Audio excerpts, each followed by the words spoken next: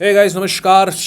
दुनिया में बम बरसने फिर से शुरू हो गए हैं, मिसाइल्स बरसनी शुरू हो गई हैं और कई पूरा मीडिया इस समय फ्रेंजी हो रखा है। क्या भाई साहब, मतलब वर्ल्ड वॉर 3 भी हो जाएगा क्या? तो देखो यार, इसराइल और ईरान का वॉर जो है ये आप देख रहे हैं, मिसाइल्स बरसनी शुरू हो गई है। मुझे नहीं मुझे ये समझ में नहीं आता कि आखिरकार ये 2025 है क्या। मतलब एक गजब का अशुभ ईयर हो रहा है ये अभी तक का। इतने सारे फैटलिटीज़, इतने सारी कैजुअलिटीज़, इतनी सारी घटनाएं। पहलगाम तो कभी यहाँ एयर इंडिया, तो कभी इसराइल ईरान, तो कभी हमस के साथ में कुछ लोग मर ही रहे हैं। ऐसा लग रहा है ये अलग लेवल का, ये पॉपुलेशन कम करने के लिए ये साल आया हुआ है। बड़ी बड़ी कहानियां हैं। देखिए मैं बताता हूँ इस न्यूज़ में क्या हुआ है, ये समझिएगा आखिर हुआ क्या है। देखिए कहानी आती है प्राइम मिनिस्टर, देखिए आप नेतन्याहू की इनकी बात है कि इसराइल ने क्या किया। अच्छा शुरुआत देखिए, जब दो लोग होते हैं ना, लड़ाई होती है तो एक आदमी ढूंढा जाता है कि यार ये बताओ मेन आदमी, मतलब मेन इसमें उंगलबाज कौन रहा है, किसने गड़बड़ शुरुआत किसने करी थी। देखिए शुरुआत तो वैसे तो ये बहुत पहले से है, लेकिन अगर अभी की बात करूं तो यहां पर मेन शुरुआत करने का जो श्रेय है 13 जून की रात में ये जाता है बेंजामिन नेतन्याहू यानी इजराइल को। अब देखिए कहानी क्या आती है, देखो कहानी ये आती है कि इजराइल ने सीधे बॉम्ब जो थे ये फोड़ दिए। ये देखिए इजराइल ने ऑपरेशन राइजिंग लायन लॉन्च किया है, जिसके तहत इन्होंने ऐसे मिलिट्री ऑपरेशन को लॉन्च किया। ये देखिए ये इजराइल है और यहां से ये मिलिट्री ऑपरेशन गए, फ्लाइट्स इनकी गई हैं अगर आपने पीछे देखा हो, और जाकर के इन्होंने ईरान पे अटैक किया। फिर अयतुल्ला खुमानी ने बोला ईरान के लीडर की ऐसी की तैसी कर देंगे हम। क्यों किया उन्होंने? देखिए इसलिए किया क्योंकि अगर आप देखेंगे ईरान ने काफ़ी सारे अपने न्यूक्लियर वॉरहेड्स बना रखे हैं और इनके पास सफिशिएंट यूरेनियम है। तो इजराइल ने क्या किया, एग्जैक्टली वही वाली साइट्स को टारगेट किया जहां पर ईरान का यूरेनियम रखा हुआ है। जैसे ये जो साइट्स आप देख रहे हैं ये हेविली यूरेनियम एनरिच्ड साइट्स हैं। ये देखिए ये सारा नीचे वॉरहेड रखा हुआ है। तो इजराइल ने जो टारगेट किया वो इनकी इन फैसिलिटीज के ऊपर टारगेट किया है।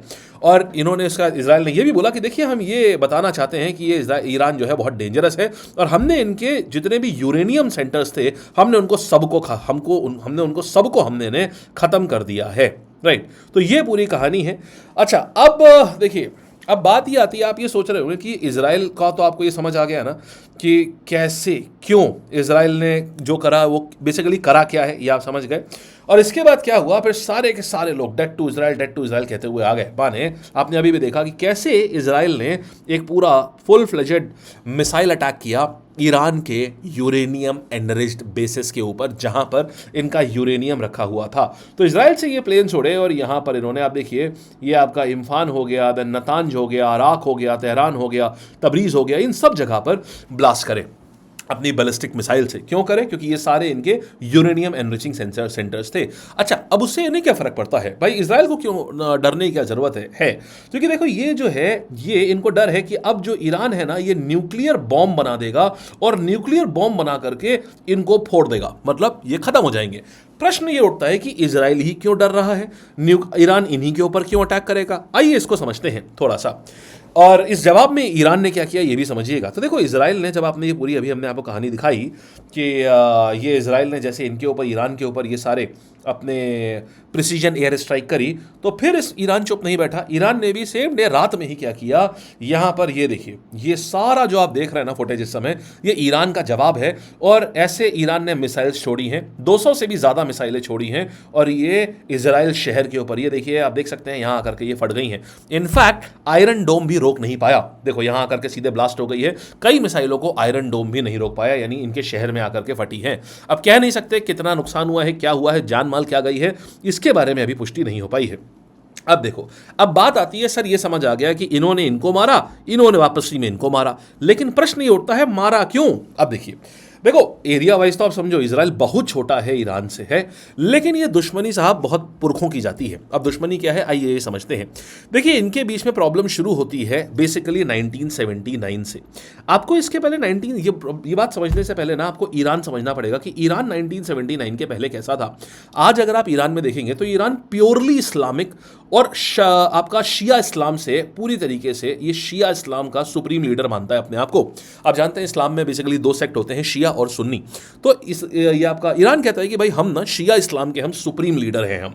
तो अपने आप को पैरोकार बताता है, बेसिकली पूरे इस्लामिक वर्ल्ड का पैरोकार अपने आप को बताना चाहता है। अब देखिए, लेकिन हमेशा से ऐसा नहीं था। आज अगर आप देखेंगे ईरान में तो महिलाओं के ऊपर कपड़े पहनने की काफ़ी ज़्यादा पाबंदी है, ज़रूरी है कि आप बुरखा पहने ही पहने, मैंडेटरी है, मतलब ये चॉइस नहीं है वहाँ मैंडेटरी है कि आपको बुरखा पहनना ही पहनना है वहाँ पर। तो लेकिन 1979 से पहले ऐसा कुछ नहीं होता था वहाँ पर, पूरा वेस्टर्न इन्फ्लुएंस था। मतलब अगर आप देख लेंगे महिलाओं को, तो आज जैसे मॉडर्न महिला का ड्रेसअप होता है कि स्कर्ट्स हो गई, मिडीज़ हो गई, टॉप्स हो गए, ये ड्रेसअप हुआ करता था ईरान में। आप सोच सकते हैं ईरान में ऐसा ड्रेसअप, हालांकि मैंने इसके लिए पहले भी एक वीडियो बनाया था। बट 1979 में वहाँ पर एक सरकार आई। अब सरकार दूसरी सरकार आ गई। जो पहले सरकार थी वो काफ़ी वेस्ट इन्फ्लुएंस थी, काफ़ी यूरोपियन कल्चर को फॉलो करती थी, तो इनके वहाँ पर बहुत ज़्यादा पूरा कल्चर यूरोपियन था। इसके बाद जो अब नई सरकार आई, उसने बोला कि भाई ये कल्चर बहुत गंदा है और ये हमारे कुरान के अगेंस्ट है, और हम पूरे कल्चर को इस्लाम के अकॉर्डिंग हम उसको ट्रांजिशन करा लेंगे। अब उसके बाद यहाँ पर इन्होंने क्या किया, पूरे कल्चर को इन्होंने इस्लाम के अकॉर्डिंग ट्रांजिशन कराया, और आज आप देख सकते हैं ईरान में पूरी तरीके से एक इस्लामिक कंट्री बन चुकी है। और साथ ही वहाँ पर जो सुप्रीम लीडर है वो भी एक रिलीजियस लीडर है। अयतुल्ला खुमानी, मान एक उलेमा लेवल के लीडर हैं, एक रिलीजियस क्लेरिक हैं वो भी, जो वहाँ के लीडर हैं। अब देखो ये तो हो गया ईरान का। तो आपको ये समझ में आ गया कि ईरान जो है ये प्योरली इस्लामिक कंट्री है, जो कि इस्लामिक और आसपास के देशों को सपोर्ट भी करेगा ये। अब होता क्या है, इजराइल में जो गाजा वाला जो मामला है, इजराइल में पहले पैलेस्टीन रहा करते थे, पैलेस्टीनियंस, तो इनका ये मानना है कि भाई इजराइल वालों, तुम तो मतलब तुम्हारा तो यहाँ रहना ही हराम है। हराम हलाल, हराम का मतलब होता है खराब, हलाल का मतलब होता है क्या, अच्छा। तो हराम का मतलब which is not as per Quran, जो कुरान के हिसाब से नहीं है। तो इनका कहना है कि भाई इजराइल वालों, तुम तो हो ही, मतलब तुम्हारा रहना ही यहाँ हराम है। तुम तो आए हो, पैलेस्टीनियन के घर पे कब्जा कर लिया है तुमने, इसलिए हम तुमको पसंद ही नहीं करते, तुमको तो मिटा देना चाहिए, नक्शे से ही तुमको गायब कर देना चाहिए।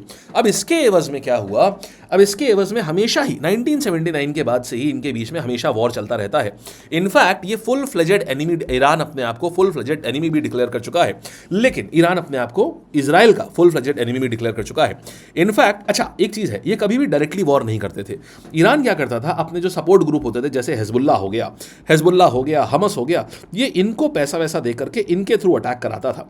अब ऐसे में इजराइल ने क्या किया, क्योंकि डायरेक्टली देखो ईरान ने अटैक किया नहीं कभी इजराइल के ऊपर, तो इजराइल डायरेक्टली कुछ कर नहीं सकता था। लेकिन इजराइल को हमेशा डर लगता था, यार ये जो न्यूक्लियर वेपन बना रहे हैं ना, इससे हमें बहुत खतरा है। तो इजराइल क्या करता था, इनके न्यूक्लियर साइंटिस्ट को मरवा देता था, इनके वहाँ के न्यूक्लियर हेड्स जो होते थे उनको मरवा देता था, सीक्रेटली उनको मरवा देता था। तो ये कहानी चलती रहती थी इनके बीच में। लेकिन अब देखिए दोनों देश एकदम बिल्कुल फेस ऑफ हो गए हैं, और ईरान ने बोल दिया है कि भाई अब हम जो है, हम अगर अटैक और हुआ इजराइल की तरफ से, तो फिर हम अपना फुल फ्लेजेड हम भी वॉर मोड में आ जाएंगे। माने खुल्लम खुल्ला जो है वॉर की धमकी यहां पर दे दी गई है। ठीक है, तो ये देखिएगा, तो विश्व के देशों ने क्या बोला है, हमेशा ही वो बोलते हैं हम इसकी कड़ी निंदा करते हैं।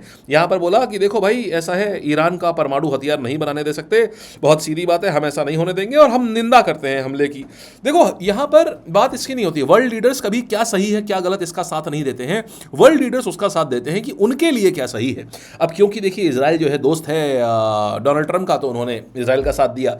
चीन का फायदा इसमें है कि ईरान का फायदा हो, क्योंकि ईरान का फायदा होगा तो पाकिस्तान का फायदा होगा, और चाइना और पाकिस्तान आपस में काफ़ी ज़्यादा घनिष्ठ मित्रता भी है इनमें। घनिष्ठ मित्रता का मतलब बेसिकली क्या है कि जितने भी इस्लामिक नेशंस हैं उनके साथ में चीन के ताल्लुकात अच्छे हैं। तो हालांकि अपने वहाँ पर जो इस्लामिक रीजन है वहाँ बहुत गंदा हिसाब किताब है।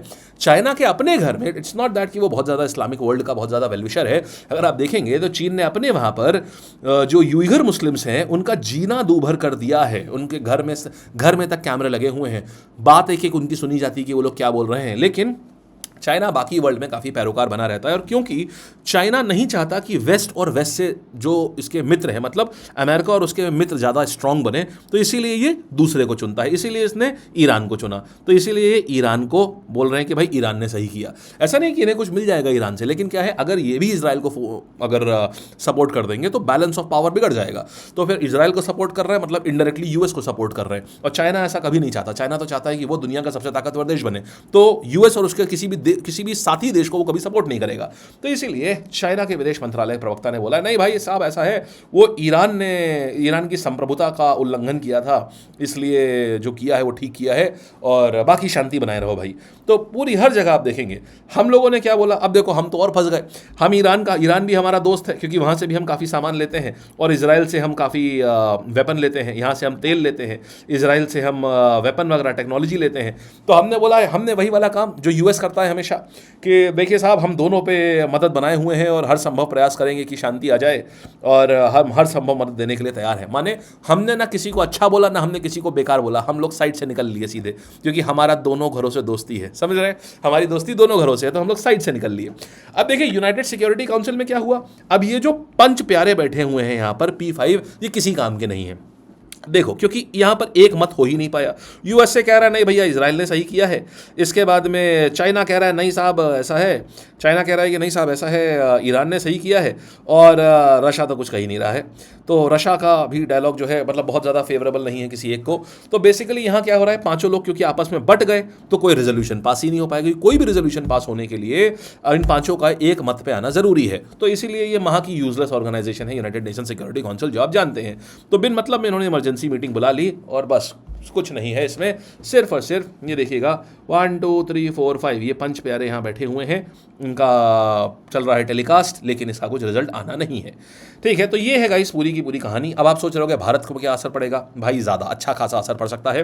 देखो यार ये है ईरान का कंट्रोल है स्ट्रेट ऑफ हॉर्मूज पे, ये स्ट्रेट है, स्ट्रेट ऑफ हॉर्मूज। अब देखो ये क्या है, ये ईरान के जस्ट नीचे है, ये ईरान इसको कंट्रोल करता है।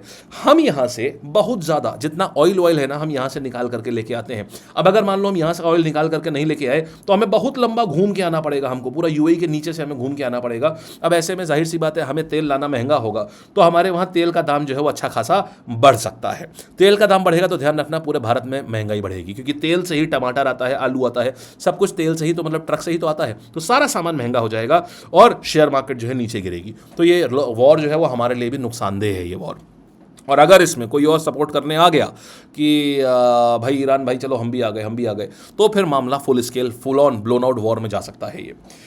मोदी जी क्या कहना क्या है देखिएगा। मोदी जी कहता है अरे वो जी हमें इजराइल के पीएम ने वो फ़ोन कॉल किया था, हमने बात हुई उनसे और उन्होंने बोला कि देखिए मोदी जी थोड़ा सा आपको हम बता दे रहे हैं, हम ऐसा मामला चल रहा है हमारा और ध्यान रखिएगा। हमने बता दिया है कि देखिए हम भी काफ़ी सहानुभूति हैं और हम भी बता रहे हैं कि आप पीस जो है वो स्टेबल रखिए।